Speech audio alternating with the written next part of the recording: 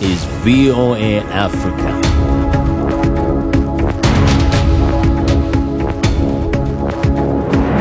Hello, I'm Esther Gidui-Ewart. It's Monday, March 22nd. Welcome to Africa 54. We continue to work remotely because of the COVID-19 pandemic, but what hasn't changed is our commitment to bringing you the latest and most important news from the African continent and around the world. This is today's Africa 54. The main opposition challenger in the Republic of Congo's March 21st presidential election, Guy Barthès Parfait Kolelas, has died at age 61, according to a spokesman. Kolelas' election campaign has said on Sunday that the former minister was in hospital with COVID-19 and could be evacuated to France. His spokesman declined to give the cause of death, but said Kolelas died while he was being evacuated for medical treatment. In a video message said to be filmed on Friday, Kolelas, lying in his hospital bed, encouraged Congolese to go to the polls and vote.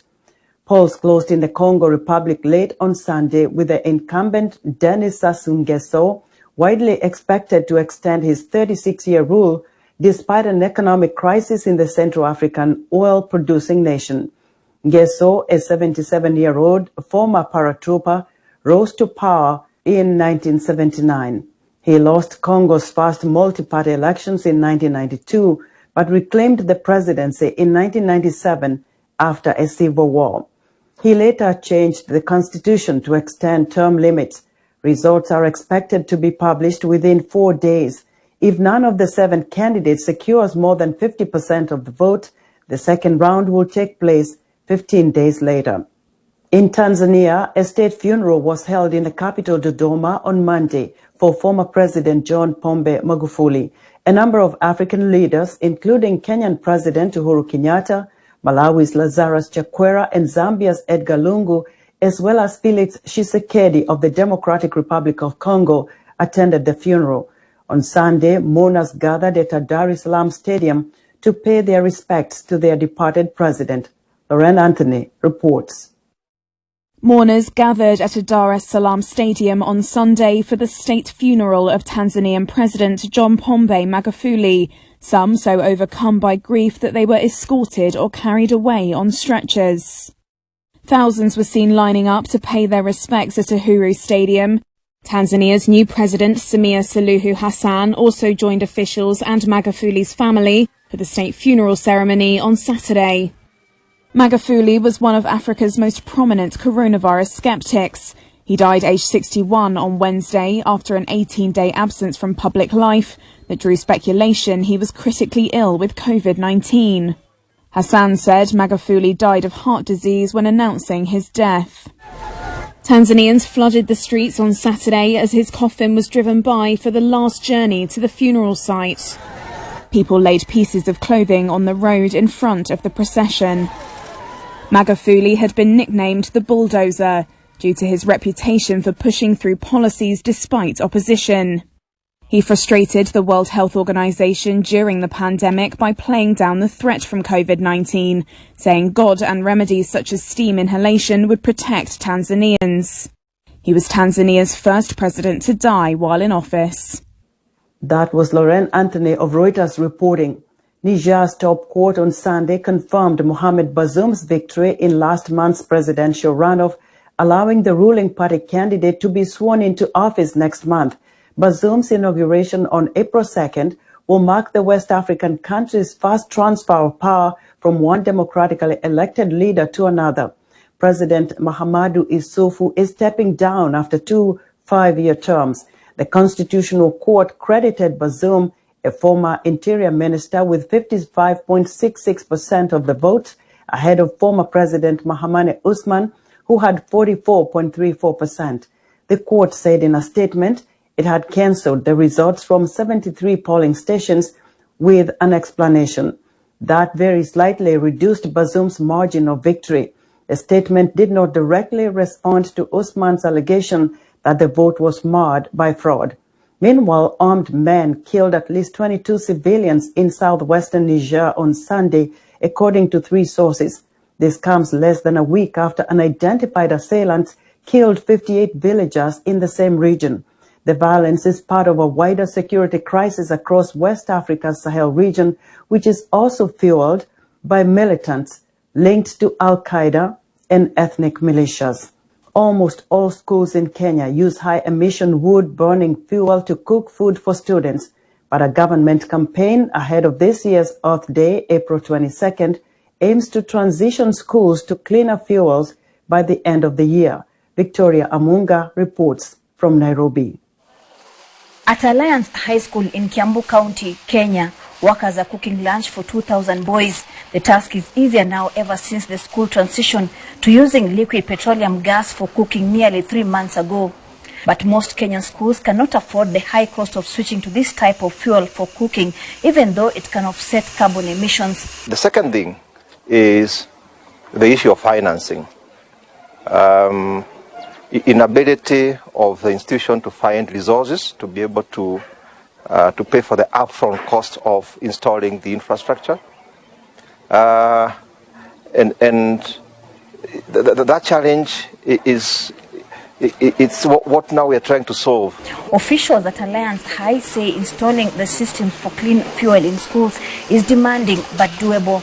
You realize that we have used the same infrastructure like we had earlier. We have not changed. So the issue of saving on energy or whatever energy is there, the same mechanism is the same. Kenyan authorities are addressing the general lack of awareness of cleaner fuels by establishing centers where schools can learn about different clean energy technologies. So one of the things we do at the Green Points is to showcase renewable energy technologies, clean cooking solutions. We have schools coming to those Green Points to learn about these solutions and how to upscale them. Organizations promoting clean cooking say Kenya's limited access to technology is slowing the transition to cleaner fuels. Some of these solutions are actually not made in Kenya. As much as we try to support locally available products, some of these technologies, which are very good technologies, or parts need to be imported and maybe assembled here and for use. So far, 11 schools have switched to cooking with cleaner fuels. The Kenyan government hopes that eventually all schools in the country will make the switch. Victoria Amunga for WEWE News, Nairobi. With a surge of migrants at the southern U.S. border, the Biden administration is under pressure to quickly create policies and procedures to address the situation, particularly when it comes to children. Michelle Quinn reports. The message is quite clear. Do not come. The border is closed. The border is secure. That's the message from the Biden administration, as the number of migrants to the U.S. southern border is on pace to be the biggest in 20 years, according to the administration. Citing the pandemic, the administration says now is not the time for people to make the trip. Single adults, who make up the majority of people at the border, are being expelled, as are families. Children traveling alone are not. Thousands of unaccompanied children are in custody at the border, according to reports. The Biden administration is scrambling to find appropriate housing for them and says it has to rebuild the system for processing migrants that the Trump administration dismantled. We are rebuilding the system as we address the needs of vulnerable children who arrive at our borders. Some Republican lawmakers say that it is Biden who has created the situation, with mixed messages and the ending of Trump's so-called Remain in Mexico policy, requiring asylum seekers to wait there for their court proceedings. Trump's policy created a disincentive for people in Honduras, Guatemala, and other countries to make the trip, they say. It's going to get worse. It's going to get a lot worse. Springtime, summer, more and more come over. The message is coming back that, hey, we got a new president. Come on in. We're open for business to the traffickers. And I predict 1 million people trying to get into this country by the summertime.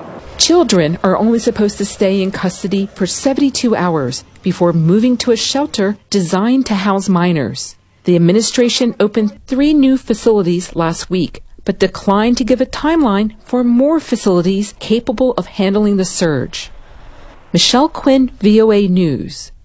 The isolation of remote Scottish Islands has kept many residents far from the COVID-19 outbreaks plaguing much of Britain. It has also threatened access to medical care, including coronavirus testing. VOA's Arashar Basadi reports on how the community turned to flying drones for a solution. Drones like this one flying over Scottish Highlands carry precious cargo in the fight against COVID-19, the disease caused by the coronavirus.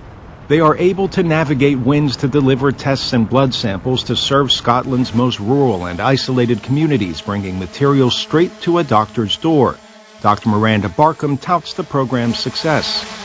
People are very supportive of it, actually. I think they think that anything that would help and improve patient care, they're on board with it. Placing cargo in the bay. Once the drone drops off its supplies, teams repack it and send it back to work. Small islands make up much of this area, and it could take hours or days for this type of back and forth test delivery, pickup and drop off to happen by boat. Hospital manager Caroline Henderson says using a drone makes quick work of healthcare.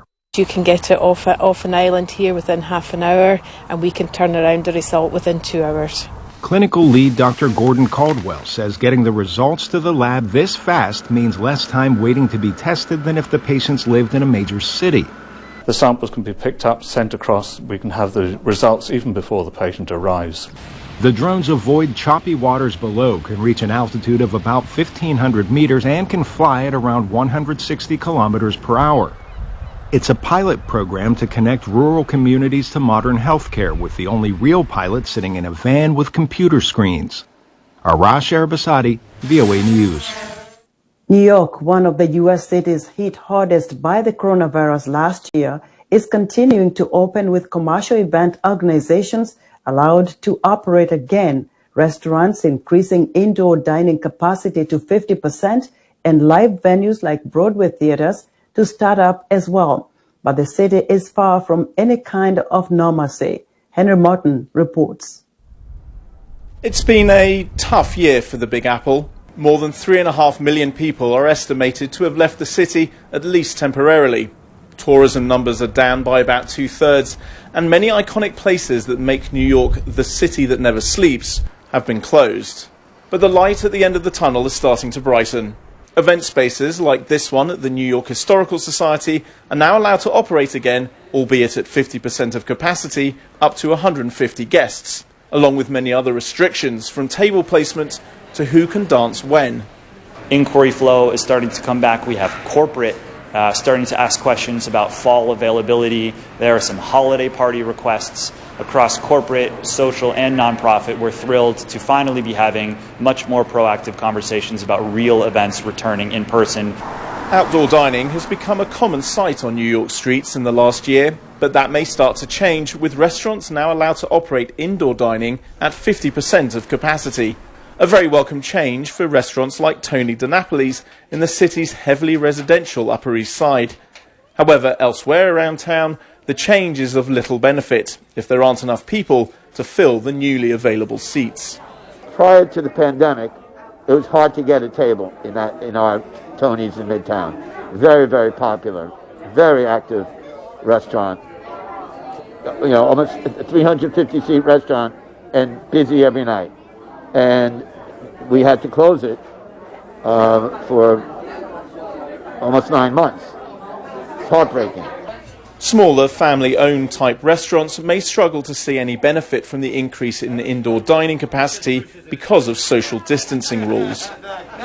They can't survive on 50%, most of them.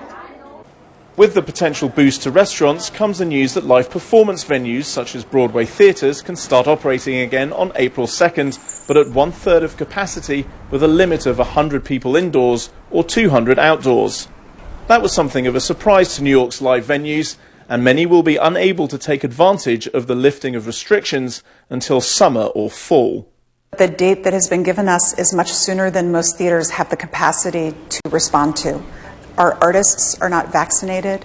We don't have funding to do the kind of work that needs to be done to our theaters to bring them back into safe conditions for our audiences and our artists. Artists need to rehearse. The latest lifting of restrictions has come as a welcome relief to many New Yorkers. However, with so many regulations, it will still take some time for many organisations to take full advantage of the change as the Big Apple continues on its winding road back to normalcy. Henry Morton for VOA News, New York. Coming up, the social media platform Twitter celebrates a milestone. We'll be right back.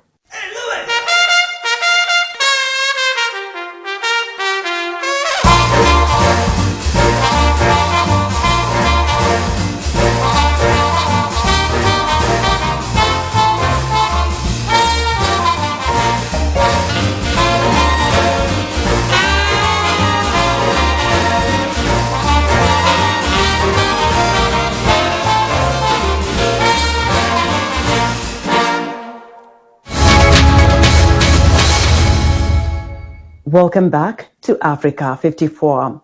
President Joe Biden denounced attacks on Asian Americans after meeting with community leaders in Atlanta, Georgia on Friday, following a shooting that killed 8 people, including 6 women of Asian descent. Incidents of hate against the community has been particularly challenging to combat. White House correspondent Patsy Widakuswara has this report. Asian lives matter! Asian lives matter! Protesters marched through Minneapolis, Minnesota in solidarity with the Asian American community following mass shootings at 3 spas in Atlanta, Georgia. Whatever the killer's motive, these facts are clear. 6 out of the 8 people killed on Tuesday night were of Asian descent. Vice President Kamala Harris and President Joe Biden met with community leaders in Atlanta Friday to hear their concerns about the rise of hate-fueled incidents against Asian Americans. They've been attacked, blamed, scapegoated, and harassed. They've been verbally assaulted, physically assaulted, killed. Documented incidents of hate against Asian Americans have seen a skyrocketing spike over the last year, let alone the ones that happened and never get reported. Proving that an attack is motivated by traits like race, religion, and sexual orientation is often challenging, but it's important to charge it as a hate crime when it meets the legal standard, experts say. Having a statute on books like that gives a level of comfort to communities of color, people who are in protected classes, gender, sexual orientation, LGBTQ. And so it's very important that the statute actually is used when appropriate and not just be a figurehead on the statute books. There is a long history of racism against Asian Americans. After Japan attacked Pearl Harbor during World War II, the Roosevelt administration held people of Japanese descent in internment camps. There is also the model minority myth, the perception of universal success among Asian Americans that downplays their struggles. You create this wedge, Asian Americans as sort of the one that's put on a pedestal against other minority groups. So you create this dual process of divide and conquer, as well as making it seem like Asian Americans are free of any experiences of racism. Atlanta authorities have not ruled out charging the suspect, Robert Aaron Long, with hate crimes on top of 8 counts of murder. Meanwhile, Biden is urging Congress to pass the COVID-19 Hate Crimes Act, saying it would expedite federal response to the rise of hate crimes exacerbated during the pandemic and support state and local governments to improve hate crimes reporting and deterrence. Patsy Widakuswara, VOA News. The U.S. Secretary of State and National Security Advisor wrapped up their first in-person talks with top Chinese officials in Alaska Friday. Elizabeth Lee reports. 2 days of tense U.S.-China talks in Alaska wrapped up Friday, with the Chinese delegation leaving without comment. The main areas of disagreement continue to be China's treatment of the Muslim Uyghur minority group and aggressive actions in Hong Kong, Tibet, and Taiwan. It's no surprise that when we raised those issues, clearly and directly, we got a defensive response. China has no room for compromise on issues concerning its sovereignty, security, and core interests. Our determination and will to safeguard our own core interests are unswerving. The issues of economics, trade, technology, and cyber attacks, U.S. Secretary of State Antony Blinken says, will be reviewed with Congress and U.S. allies to advance the interests of businesses and workers. The first Biden administration meeting of the two superpowers comes on the heels of Blinken's trip to meet with U.S. allies South Korea and Japan amid China's growing assertiveness in Asia. Blinken says the goal of the meeting was to lay out the priorities of the Biden administration. While there are many issues on which the two countries don't see eye to eye, on Iran, on North Korea, on Afghanistan, on climate, our interests intersect. analysts say while it is too soon to tell what Biden's China policy is, they don't expect too much of a difference from the last administration's approach. So far, I would say I see more continuity than change in U.S. policy from the Trump administration to the Biden administration. Let's identify areas where we and the Chinese disagree and push them and demonstrate our willingness to protect our interests. That's much more likely to get us to a stable relationship faster. Analysts say even with the tough Chinese rhetoric, much of it aimed at its domestic audience, China would like to decrease tensions with the U.S. In their dream world, the United States would back down on wanting to be a major power in the Indo-Pacific. I do not think that will happen. Especially after what some analysts describe as a toxic relationship between China and the U.S. during the Trump administration. There was an expectation that the Biden administration would be able to encourage a detoxification of sorts of the relationship, but we've seen that the relationship has only been further poisoned at this point. This meeting is just the first step, and analysts say the U.S. and China will move forward, but it will take time for the leadership of both countries to determine what a sustainable relationship would look like. Elizabeth Lee, VOA News. Mass protests and gang violence have roiled Haiti for months, and many people blame the president for not doing enough to stop it. As Sandra Lemaire reports, ongoing kidnappings and jailbreaks are threatening to derail elections planned for summer. As violence spirals out of control in Haiti, the government is under intense pressure by the United States and the international community to organize elections. But the growing unrest is threatening to derail the process. Haiti's a mess. The people are suffering. This has to stop. There's got to be some order. This photo purports to show members of a Port-au-Prince gang after a failed anti-gang operation that left 4 police officers dead on March 12th. VOA cannot confirm the authenticity of the photo, published by VOA Creole affiliate Impulse Web Media. The deadly raid took place in Village de Dieu, a Port-au-Prince slum controlled by gangs. Gang members posted gruesome images on social media of bodies left behind, infuriating Haitians and grieving families. As for the bodies still in gang territory, police will do whatever it takes to recover them. President Jovenel Moïse declared a state of emergency on March 17 after a group of disgruntled police officers known as Phantom 509 staged a jailbreak to free colleagues they say were unjustly detained. We've been suffering a long time. We have decided to take control of our destiny. It means we have the freedom to make a choice. It's today or never. Today or never. We are in the streets in solidarity with the police and for the release of the police detained by those in power. The rebel police officers staged a second jailbreak March 18th. They accused the police chief of corruption and are warning of more violence if their demands are not met. Until we get the policemen's bodies back, we will make the country unlivable. The country will not be able to function. Government officials say there's a new directive to empower police. I understand security is a major issue. I think there's an executive order that has been issued yesterday in order to give more power to the head of the police structure, so they could better address the gangs issues that is terrorizing the country. Ili kuwa mwanafamilia bora wa Global TV, usisahau kusubscribe, like, kushare na kucomment. Baada ya kusubscribe, bonyeza alama ya kengele ili kupata taarifa kwa kila video inayopanda Global TV Online.